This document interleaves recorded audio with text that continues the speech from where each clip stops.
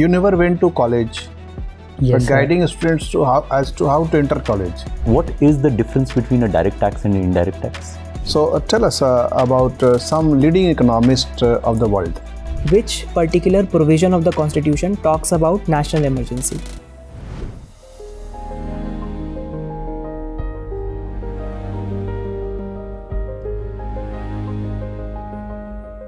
May I come in, sir? Come in. Good morning, sirs. Good morning. Have your seat, Aayush. Thank you, sir. Your preferred medium is English. Yes, sir. Okay, introduce yourself. So my name is Aayush. I was born in Samastipur, Bihar. For the past 20 years, I have been living in Ghaziabad, UP. I have done my graduation with economics and political science as my subjects. Since then, I've been preparing for competitive exams. For the past 3 years, I've been coaching and guiding students for CUET UG examination. My hobbies include reading books and solving puzzles. You never went to college, Yes, but sir. guiding students as to how to enter college. Sorry, sir. Did you attend any college? No, sir. They were only weekend classes in SOL. You are from School of Open Learning, but for last 3 years you are guiding students how to get into a college. Yes, sir. It's ironical, but actually, I'm really good at what I do. Okay, very good. You come from Samastipur, and Samastipur came in news yesterday for a good reason.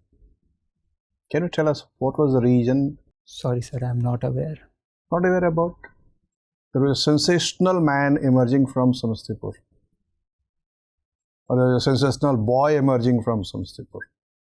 I realized the 14-year-old cricketer who scored a century in, I think, 35 balls. I didn't realize he was from Samastipur, sir. Okay, you don't know. The newspaper which I covered actually didn't mention that he was from Samastipur. All I knew was that he was from Bihar. I think his name is Surya Vanshi. Okay. Sorry, sir. You said that you studied economics and political science. Yes, sir. Why you mentioned economics first and political science next? Because both the subjects were equally important for you in your graduation. Yes, sir. They were equally important, but I was actually more interested in economics. Okay, so you have preference for economics. So tell us about some leading economists of the world. For example, who was the economist who gave nudge theory? Have you come across this word, nudge theory? Yes, sir. He recently, I think, got a behavioral. It's part of behavioral economics, Of course. and he got the Nobel Prize for this. Prize. Unfortunately, I can't recall his name. I'm so sorry. Never sir. mind. I can see your DAB that you have studied from Kendriya Vidyalaya, Hindon, Ghaziabad. Yes, sir. Hindon is what? A river? Yes, sir. It's And there is an airport also? yes, sir. In the Air Force station itself, there's a civilian airport under Udan scheme. So how come you are admitted into Kendriya Vidyalaya Air Force? My father has a transferable job. He works in Central GST, so Okay. that's why. And Hindon Airport also came in some news few months back for some international event. Head of a state of a country was given asylum there. Okay, I believe you are referring to Bangladesh ex-prime minister who was given asylum there. Name of the PM? Okay. Sheikh Hasina, sir. Okay. And how long she was PM in Bangladesh? For how many years? So that I can't recall. Sorry, sir. And what are her status presently?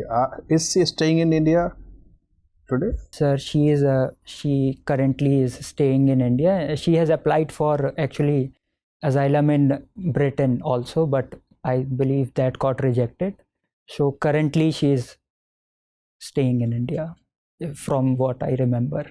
And are you following the developments in Bangladesh? The Bangladesh High Court has issued some summon against her.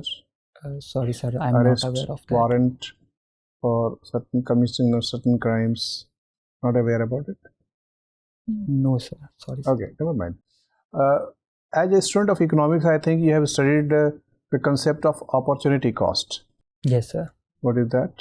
Opportunity cost is the cost of giving up some other option to get the present option. For instance, if let's say I have 2 interviews today. So if I am coming to this interview, and then the opportunity cost will be the cost foregone that I That's true. gave up for the second. That's fine. So how it is used? How this concept is used in our business world or economic life? So if there are multiple offers given simultaneously to us. So can we estimate opportunity cost of giving asylum to Sheikh Hasina? What opportunity we are losing by giving asylum to her? So the primary issue is that we are deteriorating our current relation with the Bangladesh caretaker Prime Minister. That has also been seen during his China visit recently, in which he called China as close friend. In one of the meetings recently, our Prime Minister met the existing Prime Minister of Bangladesh. Which meeting I am referring to? Just a few days back. I'm not sure, but I think it was SARC meeting. Where it was organized? Sir, I can't recall the place. I'm so sorry, sir. My last question. BRICS meeting is going on. Can you tell us the venue of that meeting? Sorry, sir, I can't. Never mind. Thank you. Hello, Aayush. So, we will continue with the Bangladesh discussion. All right. You said that Sheikh Hasina was the ex-Prime Minister. Current designation of Mohammad Yunus is Chief Advisor. Right. What is the difference between that Chief Advisor post and the Prime Minister's designation? Sir, actually, currently, the Nobel laureate hasn't been actually politically elected to the office. So I think that's because he is not using that title. There has been no election since then. So do you think we should be continuing with our dialogue with the elected Prime Minister rather than a Chief Advisor who has not been elected? Sir, going by the realpolitik ideology, we should be talking to anyone who is actually controlling the power in the country. So it's about power rather than legitimacy. I think currently Indian foreign policy is more leaning towards practical outcomes rather than. What would you have done if you would have been Prime Minister of India? What would you have done? For me, sir, personally, it would make more sense if I were to talk with the Chief Advisor if he is calling the shots in Bangladesh. We are also discussing things with Taliban also. So I think this is one of our foreign All right. policies. So we need to take situations as they are rather than as they ought to be. Yes, sir. Would you agree with that? In most of the cases, that should be followed. In what cases would it not be applicable? There are some principles, for instance, which we hold very close to us.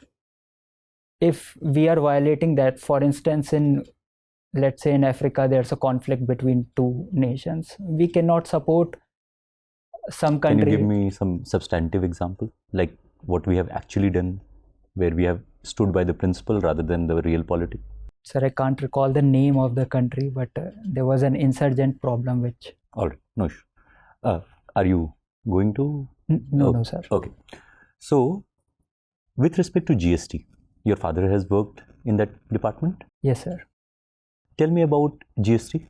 It's a destination-based tax charged on goods and services uniformly across India. There are 3 parts to it: the central GST,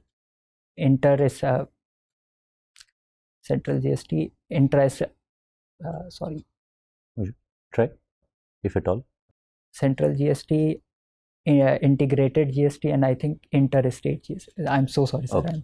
Do take a look at it. All right. So, what is the difference between a direct tax and an indirect tax? So, direct tax is applied on the consumer, on the service provider, or the person who is actually providing that. So there are two terms regarding taxes, right?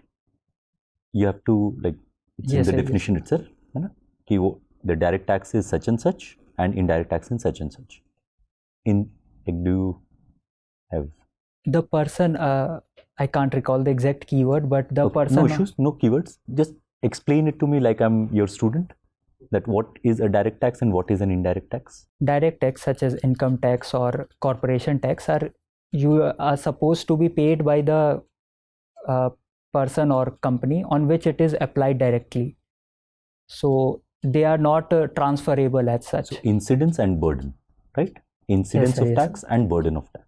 They should be on the same person. And in indirect taxes? It shifts to the consumer. For instance, in GST, the ultimate consumer pays the price for which And the tax is paid by? tax is initially paid by the manufacturer, but through input tax and So on whom the incidence of tax is happening and on whom the burden of tax is there? burden of tax in GST is on the consumer, but the incidence is on the manufacturer through which it is collected.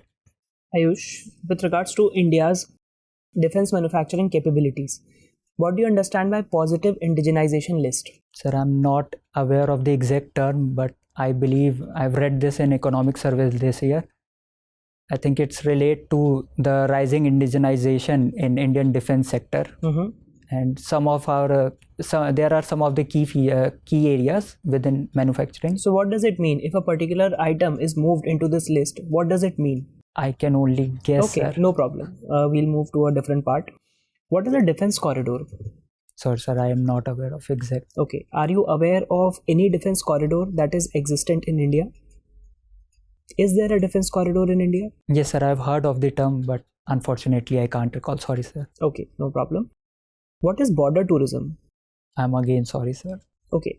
Do you think borders are the locations that should be promoted as part of our tourism expansionist policy?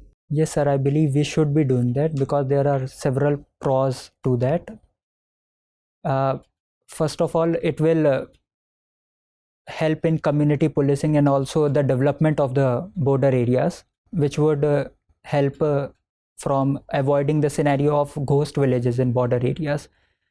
Moreover, through development, there will be infrastructure building, which will also help in, which has dual uses, also help in the military movement. But there are also limitations to that because the security will be diluted. Okay. Aayush, one of India's former leaders once made a remark that Naxalism is a bigger threat to India than terrorism. Do you agree with this statement? Yes, sir, I agree with this because even if we look at the data and the particular incidents that has happened in the recent past for let's say 2 decades this century, then Naxalism is certainly which is taking most of our resources and manpower than terrorism. And there's an imminent threat from Naxalism, especially, and the development of areas have been affected as compared to terrorism, which is. What is the core reason behind this? Because we do have our own capabilities, we have manpower, we have firepower available at our disposal. We are using it to counter the threats emanating from terrorism. Why we cannot use the same strategy in case of Naxalism? So primarily it's because first of all they are Indian citizens against which we are using. Besides this, we cannot use the same strategies because this is internal issue. Right. So there will be very high civilian casualty if we go after this. Okay. And we also are facing an issue of alienation of the local people in this. Okay, I got your point. Aayush, my last question to you. In order to deal with extreme situations, our constitution prescribes for the imposition of national emergency on certain grounds. My first question is, which particular provision of the constitution talks about national emergency? Article 352, sir. 352. What are the grounds based on which this emergency can be imposed? The grounds were actually changed in the Constitutional Amendment Act when the Janata Party came. Which Amendment Act?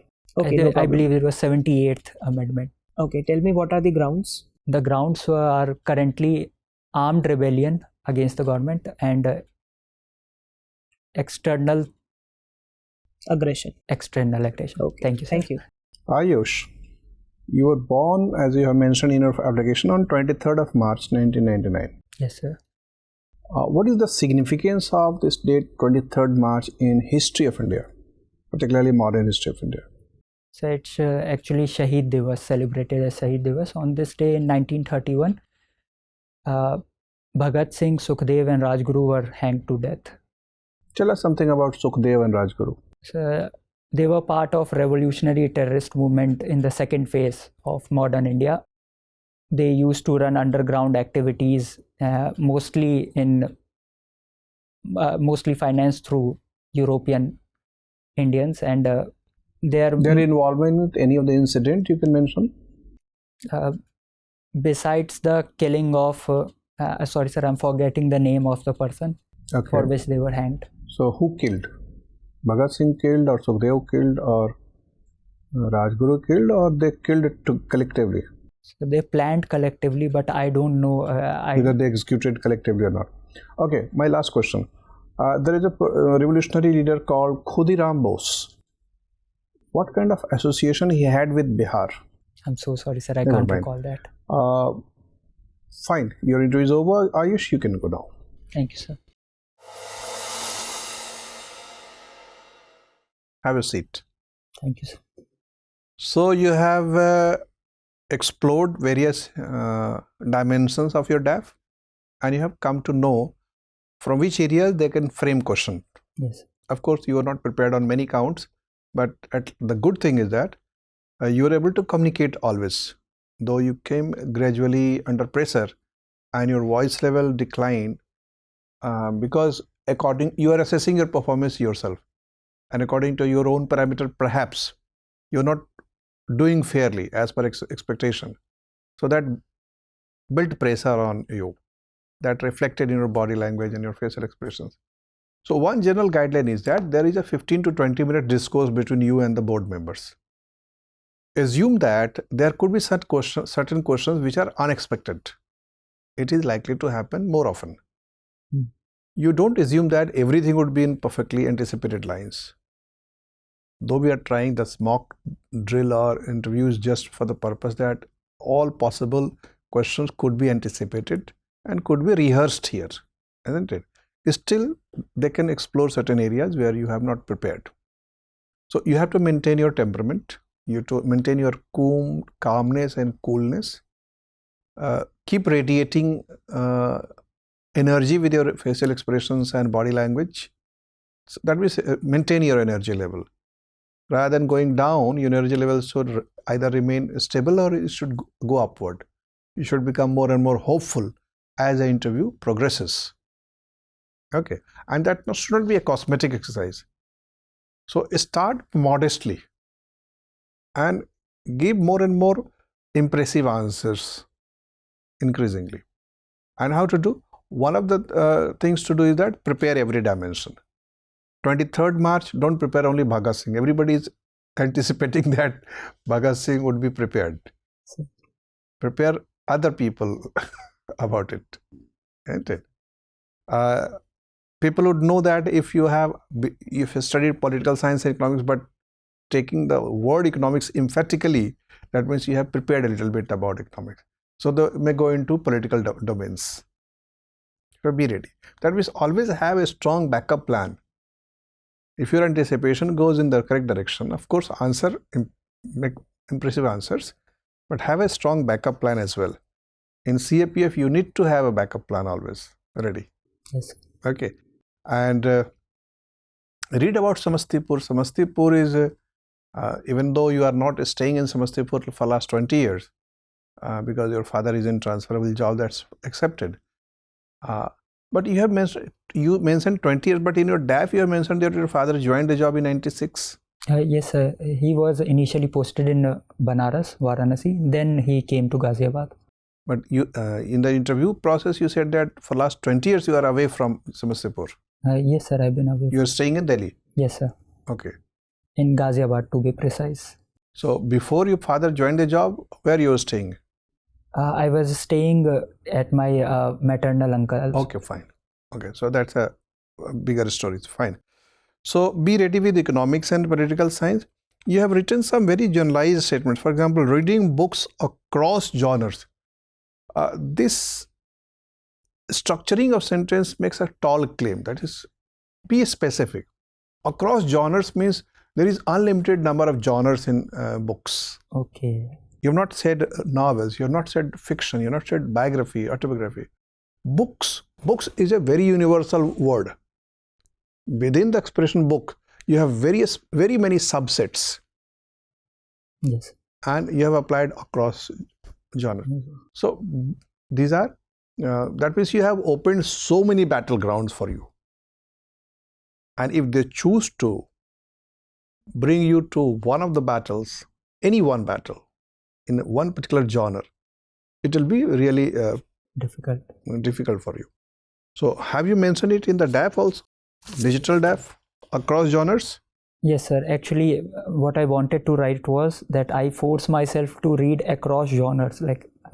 So I have actually tried majority of the genres. While presenting yourself, correct this expression that I said, I experiment with different genres. So different would still be a little limiting. That different, if you try 2 genres, 3 genres, it will be different. But when you say across, it includes that the entire spectrum of genres. Yes, sir. Okay. So be more specific, and solving analyze and logical puzzles. That's fine. And I am looking at the points where they can give you trouble. Hidden, I think you have touched. Through hidden, it may come in somebody's mind. Hidden airport, because FS is also. Yes, I actually prepared that. Be ready with Bangladesh. Yes, yes. The legal angle of giving asylum. What is the law relating to giving asylum? And asylum can be spiritual, asylum can be political, kind of thing. For example, when in 1959, Dalai Lama came to India, we refused to give him political asylum. We said that we don't treat him as a political leader, we treat him as a spiritual leader. So we offered him Dharamsala to stay as a spiritual leader. So they might compare all these things. So be ready with all these things. And just I didn't ask you question, but while border management was being discussed, you used the expression ghost village. In official documents, this word has not yet come. Okay. But another word has come, which is used for centuries.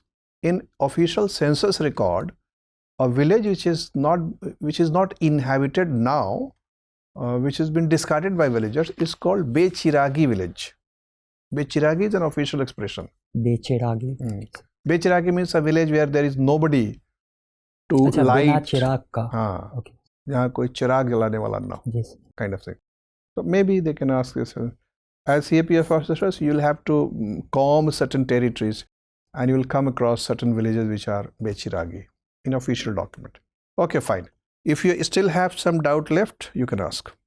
Sir, for SOL, I had you didn't ask about SOL, but if you had asked why picked SOL, my answer would have been would have a keyword that it's because of some personal family issue. Actual answer is that given my 12th percentage, which was actually 83.4%, the colleges that I was getting were far away from my home, requiring a commute of 3.5 to 4 hours. And there were also some personal family issue, because of which my presence at home was required more. Should I remove the word personal family issue? See, there is no need to add 2 words, personal and family. There is a family responsibility. Okay. Family. And this practical problem you can mention. See, there is nowadays, if the world is having distorted perception, Supreme Court has guided many times that you should admit a child in the nearest school where commutation time is small. But people take undue trouble. They admit a child 30 kilometers away from home, and 2-3 hours are spent every day. It's not logical. So if you take admission in a college also deciding about the distance from your home, that's also fine. See, I think if you make an honest statement, people value it. Even if it may look odd, a statement, it may not be very general kind of social trend, but if you make an exceptional decision due to exceptionally logical ground, people appreciate it. And 1 or 2 things, word of caution. You know that we draw conclusion by observing certain behavioral pattern of 1 person or 2 person. Let's say we look at the behavioral pattern of one person from Bihar and we make a conclusion that okay, all the persons from Bihar are like that. Or if we look at the behavioral of one person from Bengal and we make a generalized conclusion about all the Bengalis or all the Madrasis, all the Marathi. This is logical error. We should not make generalized conclusions. Generalization is called logical error. Similarly, if let's say you make a statement with a claim of universal application, that is also logical error because very few things are universally applicable. That logical error is called sweeping statement. So you should avoid making sweeping statement. You should avoid making generalized statements. It should be situation specific, condition specific, qualified statement that is called. So qualified statements are safe to pronounce. And read about all these things we have asked you. Okay. 23rd March is not only for Bhagat Singh, it's also incidentally birthday of Ram Manohar Lohia. I was not aware of. So maybe they can ask you Lohia socialism. So read about it. Okay. That's it. All the best. Thank you, sir.